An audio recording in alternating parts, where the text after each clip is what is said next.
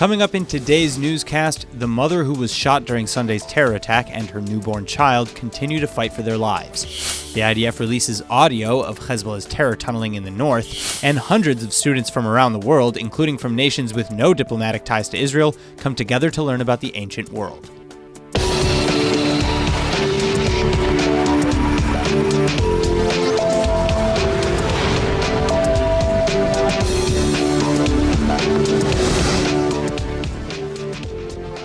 It's been a little over a day since the shooting terror attack at a bus station in Ofra, and hospital officials in Jerusalem have now announced that the pregnant woman who was shot in the stomach during the attack is recovering. Her infant son, delivered by emergency C-section Sunday night, however, is not doing so well. The 21-year-old mother was the most gravely wounded, but she and her husband were both injured along with 5 others in the drive-by shooting Sunday. Today, she briefly woke from her coma, though, where she reportedly spoke and asked for her mother. But as for her baby, doctors believe he suffered brain injury due to the mother's loss of blood from the attack. His condition has continued to deteriorate, and he remains on a ventilator at this moment in a premature infant ward at Shaare Zedek Medical Center. Now, the shooter, or shooters, as it's believed to be, are still on the run, with IDF troops setting up roadblocks and conducting raids in nearby areas like Ofra and Ramallah. In fact, IDF troops also raided on Monday the Ramallah offices of the PA official news agency Wafa. Troops seized camera footage of nearby buildings and other materials from the offices, and some clashes sprang up in response, however, with IDF troops firing crowd dispersal means and live ammunition to clear the area. 3 Palestinians were reportedly shot and several more were arrested. Palestinian Authority President Abbas has already called upon Arab and other international allies now, demanding that they make good on their, quote, responsibilities regarding the dangerous Israeli escalation embodied in the continued raids of Palestinian cities, end quote. But Israeli officials have already indicated that they will not rest until the perpetrators are found. That being said, these terrorist suspects now join the Balkan shooter as infamous Palestinian terrorists who are in a rare display evading IDF capture. The Balkan Industrial Zone terrorist Ashraf Na'alawa has been considered on the run, armed, and dangerous for over 2 months now. In related news, at an inauguration ceremony for an interchange in the West Bank this morning, Prime Minister Netanyahu again discussed the disgusting terror attack in Ofra on Sunday, which left a 21-year-old mother and her now prematurely born son in mortal danger. He talked of how Palestinian terror attacks show the depth of the enemy's hatred for Israel, but that, quote, we will prove to them that their desire to uproot us from our land will meet a fortified wall. They want to uproot us from here, but they will not do so. As long as I'm Prime Minister, not even one Jew will be uprooted from his home, and not only will they not be uprooted from their homes, they will build more homes, end quote. Joining me via Skype now to discuss is Brigadier General in the Reserves, Erez Weiner. Brigadier General, thank you so much for being with us today. Good evening. All right, so now, if the world largely views Israel's settlement policy as illegal or dangerous or counterproductive, how does Netanyahu's, quote saying that we're going to expand the settlement policy, how does that measure up with the rest of the world? How does that work with international diplomacy? I want to avoid discussing politics because Netanyahu declaration is a political declaration. Okay. We know and we see lately that Israel has an ability, at least in the next coming 2 years, as long as Trump is in the White House, hopefully for more. We see that Israel has more space to operate if he wants. The problem is not Israel, it is not the world, and it's not what the world is saying. The problem is what we decide. And I think that unfortunately we are viewing more obstacles from the Supreme Court in Israel than we see from Europe or from the rest of the world. Before we start to talk about building new settlements, which is of course I pro, we have to start by deterrence our enemies. If the IDF has decided that demolishing a terrorist house helps build the deterrence, this is something that should happen and should happen immediately. And unfortunately, as we see time after time, it's not. It takes us months, year, or never happen. And just if you look at the last 10 Israelis who were murdered in the last year from Judea and Samaria, we see that most of the houses are still standing and people are collaborating with the terrorists from the incident in Barkan, who are being in 8 weeks managed to avoid the IDF from capturing him, is getting a lot of support and a lot of help from different circles. Not his personal house, not the people who support him suffered, not the village or the region that he was coming from suffers. So let's start by getting out steps that in our hand. We don't need any approval from the UN or from the European Union to operate those steps. I see. And then, so, again, kind of going back to some of his comments, though, moving away from politics, but remaining, on the idea of a two-state solution, if there ever is one, do these comments leave any room for that? Because he's saying, they want to uproot us from our land and not one Jew will ever move. But is that realistic if we ever hope to have a two-state solution? I think that two-state solution is a long dead slogan that nobody in Israel, not in the left or the rational left or in the right, think that it's a possibility. First of all, there is already two Palestinian entities, one in Gaza and one in Judea and Samaria. So you can't talk about two states, maybe you can talk about three. Second, we saw what happened after the Israel withdrew from Lebanon in 2000. We saw what happened after the disengagement in 2005 from Gaza. Sure. I don't think that any reasonable, logical Israeli leader will ever, in the short or in the long future, will try to do another test on what will happen if we will allow the Palestinians to have a state of their own in Judea and Samaria. You don't want tunnels from Kalkilia to Tulkarem. Much easier to dig than in the north. All right. Brigadier General Erez Weiner, thank you so much for being with us today. Thank you. Moving on, ahead of his security meetings slated for this evening, Prime Minister Netanyahu on Monday night addressed a conference at the Foreign Ministry of Israeli ambassadors to North America, Europe, the Middle East, Eurasia, and multiple other international organizations. And he again reiterated how Israel plans to deal with the threat of Hezbollah terror tunnels in the north, as well as how the Jewish state has and will continue to develop positive relations with the Arab and Muslim world. To begin, Netanyahu first opened with an update on Operation Northern Shield, and both he and the IDF made quite the startling revelations regarding Hezbollah's plan to conquer the Galilee.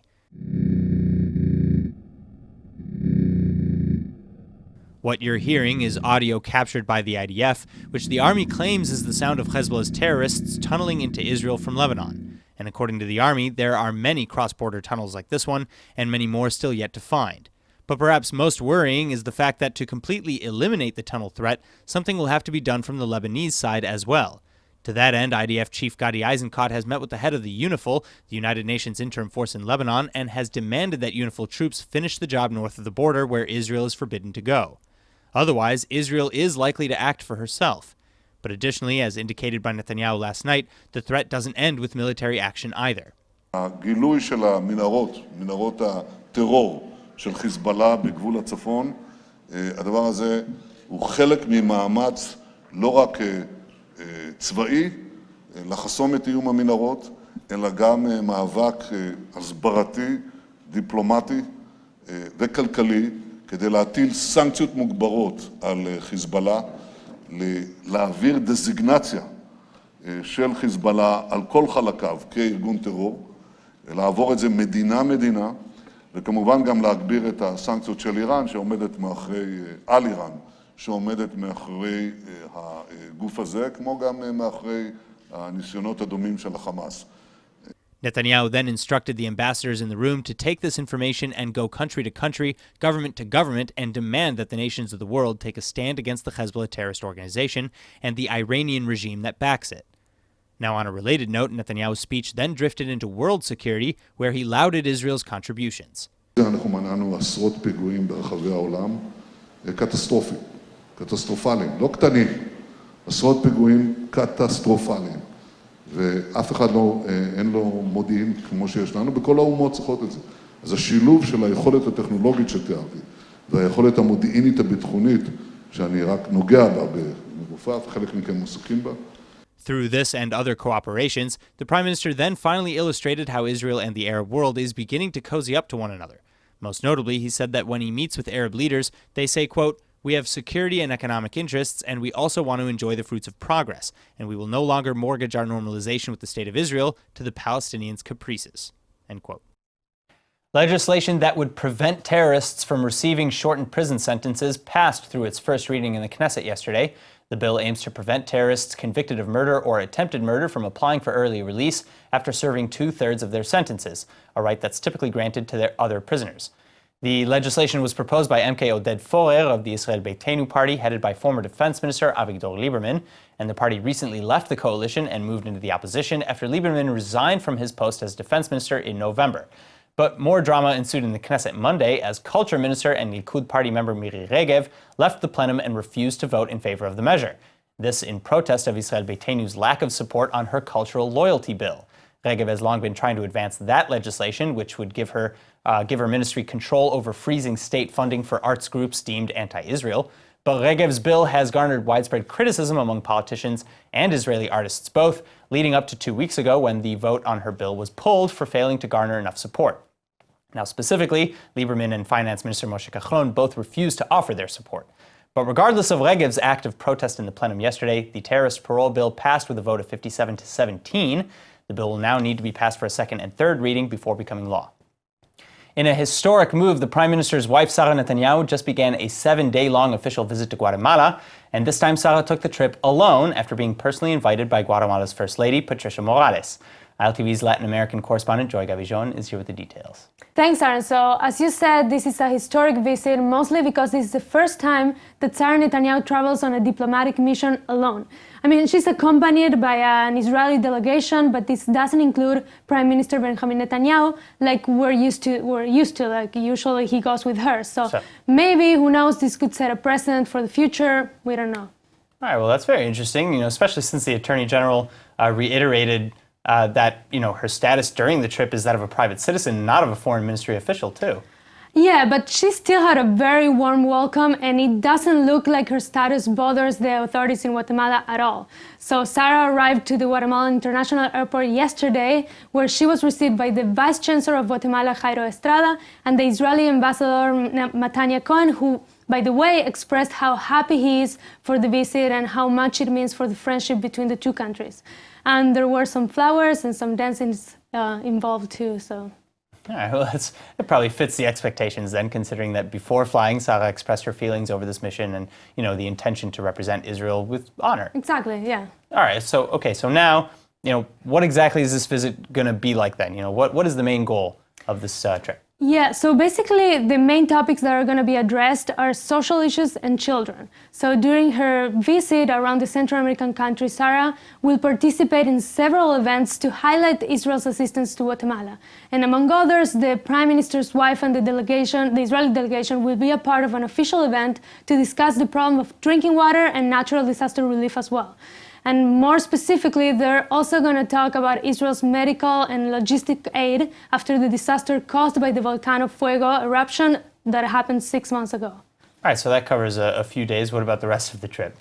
Well, she's also set to meet with leaders from the Guatemalan Jewish community at the National Palace of Culture.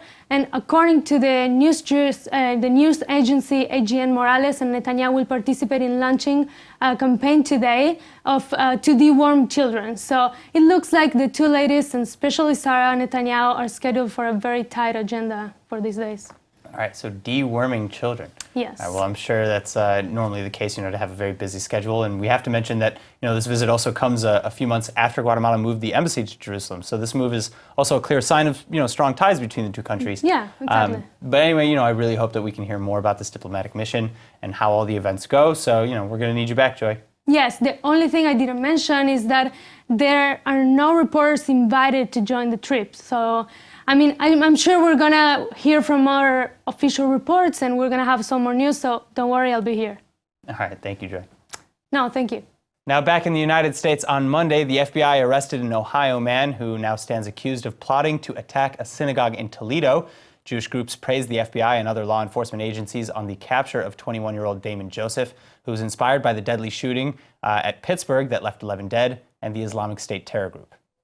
But now, in the wake of this latest attempt at anti-Semitic violence, Jewish groups also urged to increase vigilance. Damon Joseph has been posting photos of weapons and ISIS and spoke about carrying out a violent attack for months now on social media. And according to an affidavit, Joseph wanted to murder as many people as possible, including a rabbi, and to not let anyone escape. He then also said the choice of the synagogue would depend on, quote, which one will have the most people and at what time of day. Go big or go home, end quote. Joseph was arrested Friday after receiving 2 rifles from an undercover agent, and he was charged with attempting to provide material support to the Islamic State. In the wake of this plot, the Jewish Federation of Greater Toledo said, quote, "Keeping people safe is our highest priority. All threats to our community are taken very seriously, and we continue to coordinate with law enforcement diligently to keep us safe," end quote. And after the Pittsburgh attack, the 4 synagogues in Toledo have already received updated security protocols. Further, Toledo Mayor Kapsukowicz released a statement saying, quote, "We cannot tolerate hate directed towards people of Jewish faith or of any other religion. And last month's mass killing at a Pittsburgh synagogue is a reminder of just how real this threat is," end quote. Following through on comments made back in October, it appears now as though Australian Prime Minister Scott Morrison is indeed looking to recognize Jerusalem as Israel's capital. According to Australian public television station SBS, the move must now only be ratified by the Australian cabinet on Wednesday. Regardless of the cabinet's decision, though, a full embassy move will certainly not happen quickly. It's estimated to cost around $200 million, prompting Australia to announce a consular office in Jerusalem first, similar to how the United States scheduled its transition from Tel Aviv. In fact, as of now, only the United States and Guatemala have their embassies in Jerusalem. Paraguay moved theirs to Jerusalem as well back in May, but returned it to Tel Aviv in September. Meanwhile, the Brazilian president-elect Jair Bolsonaro has also just promised again to transfer the Brazilian embassy to Jerusalem and to close the Palestinian mission in Brasilia. But though Prime Minister Benjamin Netanyahu praised Bolsonaro for the planned move, Bolsonaro has drawn lots of criticism from the Arab world. Brazil is one of the largest exporters of halal meat to Arab nations, who have now threatened that an embassy move could result in risking relations and trade. After sending a letter to Bolsonaro, the Arab League is now also set to meet in Brasilia to discuss the move further. Additionally, although it's Brazil's decision where to have their embassy, the letter threatened that the move could break international law. All right, the ancient city of Bethlehem is enjoying its busiest Christmas season on record. According to the Palestinian Ministry of Tourism, hotels near the birthplace of Jesus Christ are almost fully booked for the holiday, and they are expected to exceed 95% capacity by the end of the month. But the city's Hoteliers Association has said that this is a welcome news for the city, as its tourism is finally recovering after reaching a 10-year low in 2015 due to increased knife and car ramming attacks. And of course, Bethlehem businesses have also said that they are benefiting from 2018's record surge of visitors to Israel, too. We decided to come here because it's our faith goal, one of our faith goals with my friend, and finally it happened today that it's been more than 10 years that we are praying and believing that we could able to reach here in this place, and we are so grateful and blessed that we reach and we see where Jesus' place was born. Very enjoyable because it's a very nice city. It's an old city. It's very interesting to see how people live, and we are really surprised to see so many tourists. In fact, we didn't think there were so many tourists. Concerning business, I think this is one of the top years in many years, and I believe that one of the reasons is because the American groups are starting to come back into Bethlehem and to supporting the community and to do their shopping and also restaurants and do all kinds of purchases from the olive wood that we produce here in town. Now, Bethlehem is not the only city enjoying increased tourism. Jerusalem is also said to be the fastest growing travel destination in the world for 2018, and this according to a report first published by Bloomberg on the top 100 destinations for the year. In fact, the report, which was compiled by UK-based market research company Euromonitor International, has said that arrivals to Israel's capital grew by 32% in 2017 and are expected to grow by 38% in 2018, reaching a total of 4.8 million tourists by the end of December. The report explained the surge as being due to relative stability and a strong marketing push. And so then, if for nothing else but tourism, let's hope that both stability and strong marketing continue. Now, speaking of tourism, 3,000 startups from around the world competed for one of 10 final spots in a travel technology competition run by the United Nations' World Tourism Organization, and Israeli companies won 4 out of the 10 spots. ILTV's Doriel Mizrahi is here with the details on who our finalists are.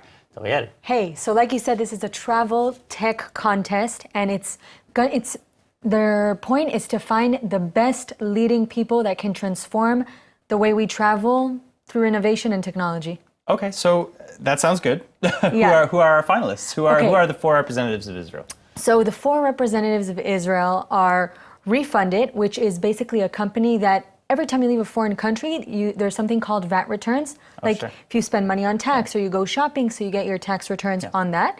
And they do it for you, easy. So no more going to stand in line at the airport. No standing in line, no nothing. You go on the app, a simple click, you put in your receipts. I'm assuming it's probably you get a better return rate too, because you're not having to, There's no bureaucracy, you don't wait in line, you don't waste your time. You go in, VAT returns. Amazing. Awesome. All right, next. Okay, then we have Pruvu, which is, let's say you booked a room abroad, and the room in this week until you get there goes for cheaper. They know how to cancel your previous booking and book it for a cheaper price. It's like a win-win situation. Is it automatic? Automatic. You just go in, you sign up, you tell them that's what you want, that's your room. And they notify you. Do they notify you, or do they just kind of like they just do it? They notify you. They notify if you say you approve it, cheaper room. Amazing. Amazing. And then we have Sivuv, which is in Hebrew, it's like, I guess, going around. Sure. So it's an interactive video application that it takes your AI, online history, everything you do on the internet and says, okay, Aaron would like this, this, and this. Let's show him that in the city. And you could book stuff through their app as well of the things that you might like on this trip. So it creates a personalized kind of catalog for you, I guess, and connects you to what you want to buy. Exactly. And it gives you like a video tour around the city of things that would interest you. All right. And Super fourth and cool. final? Fourth and final is how was it? It helps tourism businesses communicate better with clients. So it's like, make sure you have the best customer experience, make sure it's easy, make sure it's fast. No one's trying to put higher prices on you just because you're a tourist. They're there to regulate all these things, which is amazing as well. So safer travel, easier travel, finding things faster. And just let me add, the winner of all this is going to be grouped up with a company called Globalia. It's the biggest, I would say, travel company in Spain. And they're going to partner with Air Europa and make this huge project and pilot for their apps with them. Amazing. All right. Well, good luck to the 4 finalists. Good luck. Not that they need it. Doriel, thank you for coming in. Thank you so much. All right, a new free online course in biblical archaeology at Bar-Ilan University has now drawn more than 1,000 students from around the world, including from countries such as Malaysia, Indonesia, Oman, and the United Arab Emirates, with which Israel has no diplomatic relations. The new massive open online course, or MOOC, is called Biblical Archaeology, the Archaeology of Ancient Israel and Judah, and it will span 8 weeks. It'll also be taught entirely in English by Bar-Ilan professor Aaron Meir of the Martin Sues Department of the Land of Israel Studies and Archaeology. Hi, I'm Professor Aaron Meir, and I invite you to join me in a journey to the biblical world both above and below ground. Together, we will research and discover ancient Israel and Judah.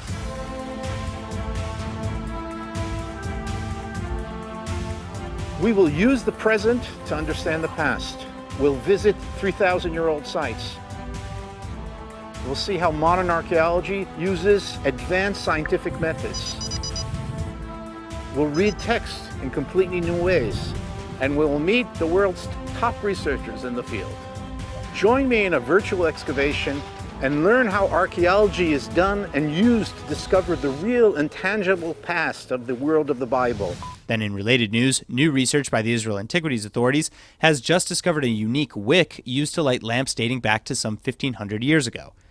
Although small in size, it's of great importance too, because archaeologists were able to clearly identify it as a wick, and because so few wicks have survived from antiquity.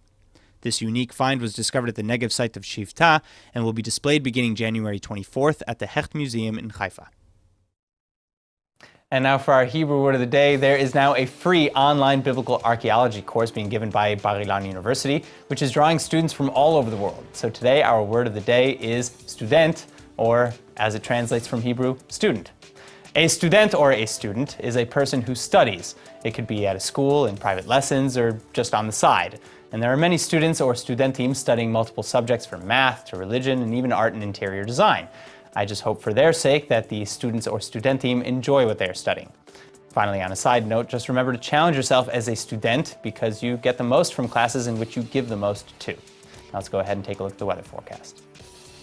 Tonight should be partly cloudy and cool with a low of around 59 or 15 degrees Celsius.